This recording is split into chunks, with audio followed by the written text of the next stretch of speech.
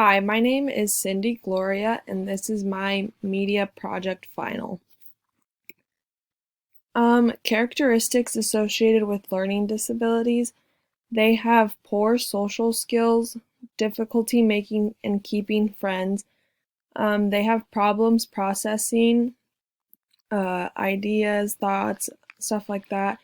They also have difficulty reading, writing, and or doing math. So they don't have to have all three, but they can have one or the other. Um, uh, it affects organization skills, time management, and long or short time memory. So differentiated instructions for students with LD. Definitely use specific instructions. Don't be vague on these because they might not understand what's going on. Clearly define classroom expectations. Repetition is key so that they can, since they do have problems with processing. Using graphic organizers for some students may be very beneficial. Creating models of your work so that students are able to follow what you did. The next one is behavioral disorders and emotional as well. Aggression towards others. They often show bullying behavior, socially unacceptable behavior, uh, just like the previous one, bullying. They are socially withdrawn, and for the emotional side, they are anxious. They have overall poor academics and they are irresponsible. Some differentiated instruction for students with behavioral disorders. Always acknowledge the problem, never just ignore it. Take the student aside and discuss what was happening, what the situation was. Having a calm down area is a great idea since they can go to that spot and just think about what they are feeling, sit with their problems, and try to work things out. Reward frequently for good behavior. Having counseling is part of like an IEP, so if they decide to do that, that is very beneficial in just talking about what is going on with them, how to deal with stuff, and strategies to deal with their behavioral issues.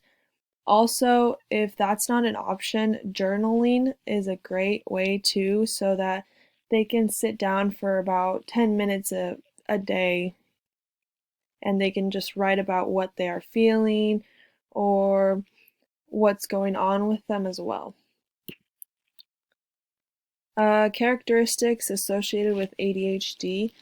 So, social difficulties, interpersonal relationships are also a problem as a result of their inactivity, impulsivity, and hyperactivity.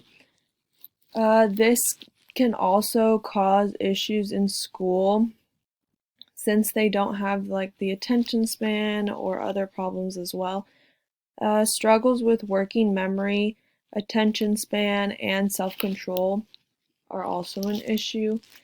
Some ways to include them in the classroom is always provide positive feedback, offer choices for completing activities, and definitely hands on activities are a great way to keep them um, interactive and responsive throughout the class. So that is that.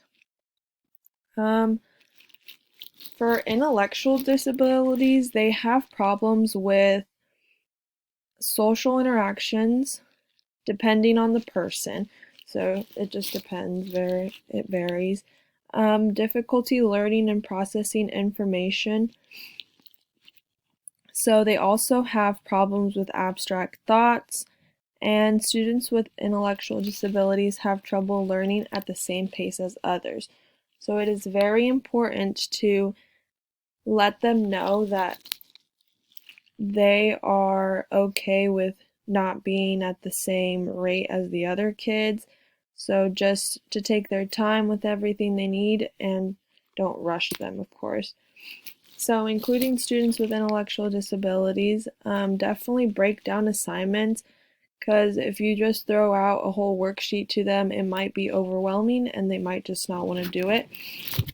use different ways to show a concept, so using like visual aids is a great idea. Provide alternative ways to complete an assignment. That goes along with like breaking down assignments, so yeah.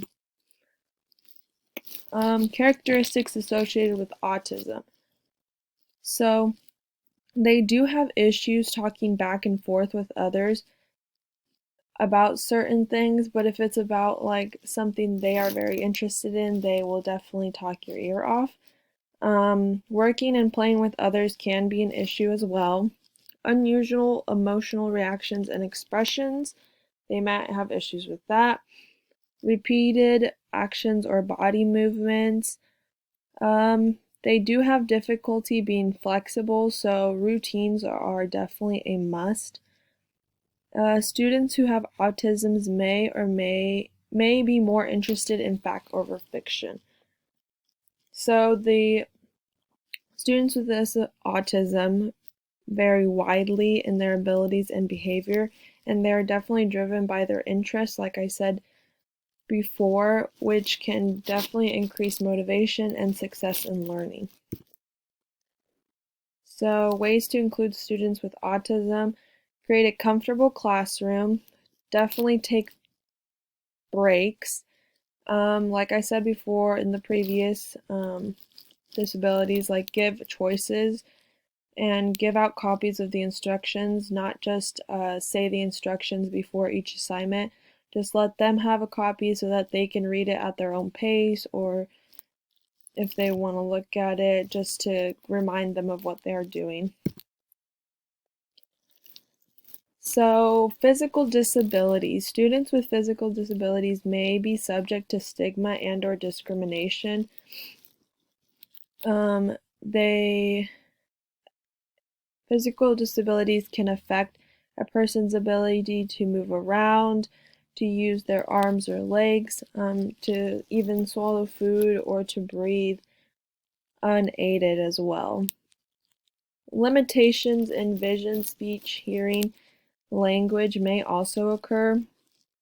And for this one, for the differentiated instructions, definitely since assistive technology has become more progressive throughout the years, more and more students with a physical disability are able to participate in regular classrooms just like any other student. So that's pretty amazing to me. And lastly, characteristics associated with gifted and talented students. They can definitely talk nonstop. They are impulsive, so they are very eager-spirited. They have high energy. Their interest in problem solving and applying concept is great. They are intellectually curious. Their critical thinking skills, they have them, I suppose. They're independent, and they can either they have a high performance in intellectual, creative, or artistic areas. So they don't have to have all of those, but they could just be really amazing at one of those as well. And they do possess leadership skills. Ways to include them in the classroom. They definitely finding mentors is a great way to just have them feel like they could talk to somebody, of course. Asking intellectually stimulating questions is a great way to just keep them involved, keep them interested. Assigning independent projects is also a great way just to keep them going at their own pace. So I found out, like, if on the Bloom's taxonomy, if you create activities from the creating and evaluating, it keeps them um, more intrigued in what they are learning as well. And these are my resources. Thank you.